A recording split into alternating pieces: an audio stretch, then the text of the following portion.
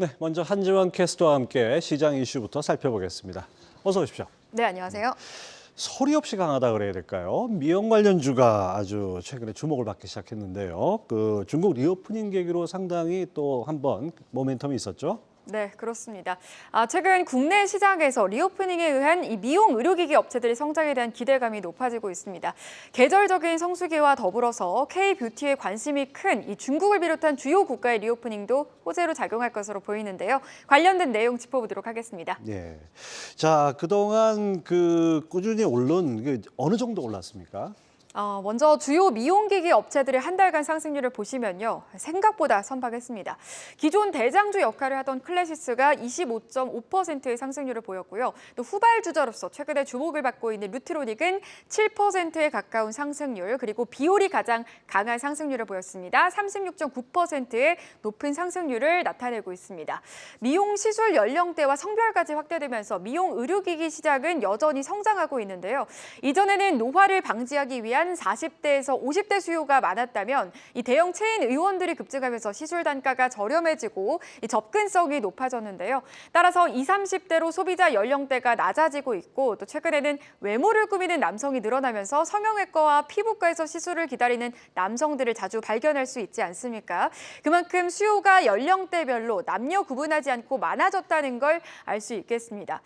먼저 반즈 리서치에서는요, 2024년 세계 피부 미용 의료기기 시장 규모가 178억 달러에 이를 것으로 내다봤고요. 또 다른 조사기관인 글로벌 인포메이션은 2022년부터 연평균 9.6%씩 성장해서 2030년경에는 1,457억 달러가 될 것으로 분석을 했습니다. 이러한 미용 의료기기 시장의 성장은 업체들의 실적으로 증명이 되고 있는데요. 국내 미용 의료기기 회사들이 지난해 큰 폭의 실적 성장세를 기록했습니다. 각 회사별 작년 매출과 영업이익 증감률을 살펴보시면요. 제이시스 메디칼은 매출이 43%, 영업이익이 45%가량 올랐습니다. 특히 작년 매출은 창립 이래 처음으로 1,000억 원을 돌파했는데요. 상장 직전인 2020년 매출이 478억 원이었던 점을 감안한다면 놀라운 성장세입니다. 또 비율 역시 살펴보시면요. 매출은 비슷하게 45%가량 성장을 했고요. 특히 영업이익이 급증했습니다. 138%, 무려 세 자릿수 성장률을 보였고요. 이 장비 매출과 소모품 판매가 늘었다는 평가가 나오고 있습니다. 클래시스 역시 작년 호실적을 기록을 했죠. 매출은 41%, 그리고 영업이익은 33%, 영업이익률은 48.6%로 고수익을 유지하고 있는데요. 올해 발표된 1분기 실적에서도 클래시스의 실적은 또 한 번 상승을 했습니다. 시장에서는 올해도 국내 미용 의료기기 회사들이 선전할 것으로 내다보고 있습니다. 네, 실적을 보니까 주가 오른 이유가 충분히 있네요. 그런데 요즘 경쟁이 치열하다 보니까 시술 단가가 낮아지고 있다고요. 이런 거는 앞으로 수익성에 좀 악영향을 미치지 않을까 싶은데요. 네, 그렇습니다. 말씀해 주신 대로 한국은 이미 의료기기 시장이 이미 포화가 되었고, 또 치열한 단가 경쟁에 들어가 있습니다. 먼저 화면을 보실까요? 화면에 보시는 것처럼 2015년과 2022년에 울세라와 써마지 가격만 보더라도 확 낮아진 걸 확인하실 수 있는데요. 2015년도에 울세라 같은 경우에는 150만 원이었는데 7년 후인 2022년, 즉 작년에는 90만 원대로 떨어졌습니다. 이에 따라 국내 미용 시장이 포화 상태라는 것은 수익성이 점차 낮아지고 있음을 시사하고 있는데요.